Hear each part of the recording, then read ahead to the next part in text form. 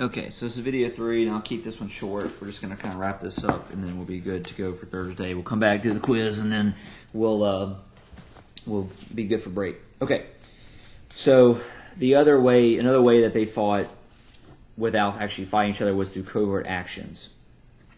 So the nature of the Cold War led to covert actions. Covert actions being hidden or shadowy operations that were not openly carried out by the governments of the nations involved.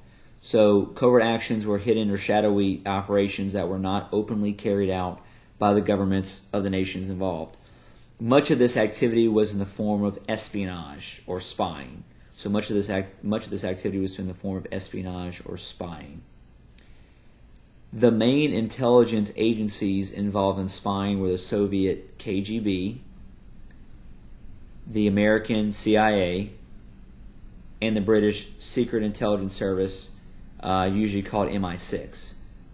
So the three main intelligence agencies involved in spying on each other were the Soviet KGB, the American CIA, and the British Secret Intelligence Service, which is more commonly referred to as MI6.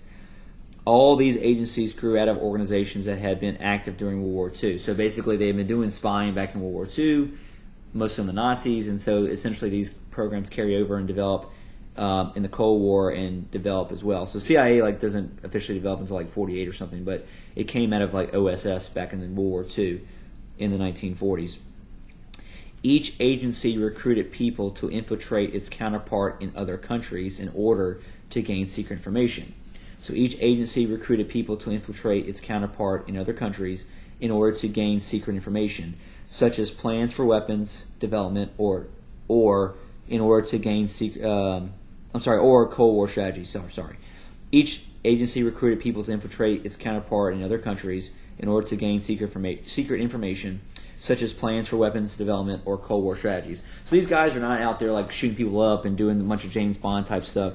It's mostly about becoming secret operatives inside the country, sharing messages back at home, and doing a lot of infiltration.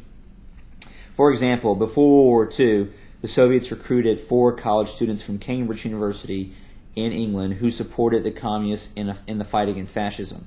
So before World War II, the Soviets recruited 4 college students from Cambridge University in England who supported the communists in the fight against fascism. During the Cold War, these young men gained influential positions within the British government, but were actively working for and supplying information to the KGB. So they continued to work for the Soviets after World War II and into the Cold War, and these young men gained influential positions within the British government, but were actively working for and supplying information to the KGB. The CIA was also involved in covert actions to influence governments to become more favorable to the United States. So the CIA was also involved in covert actions to influence governments to become more favorable to the United States. For example, it intervened in Italian elections in 1947 and 48 to prevent communists from taking control of the Italian government. So it intervened in the Italian elections of 47 and 48 to prevent communists from taking control of the Italian government. In a similar way, it sought to weaken the Communist Party in France as well. So it also sought to weaken the Communist Party in France as well, too. In addition to gathering foreign intelligence, the KGB spied on and terrorized its citizens who might be opposed to the Soviet regime. So the Soviets also used the KGB on themselves to make sure you didn't have people who were sympathetic towards democracy. So the KGB spied on and terrorized its own citizens who might be opposed to the Soviet regime. Okay, so we're going to stop there. No more video notes for today. We'll see you tomorrow on Thursday. Be ready for your quiz, second part of period 2, and then we'll do a few more notes before field day. Good luck. See you tomorrow.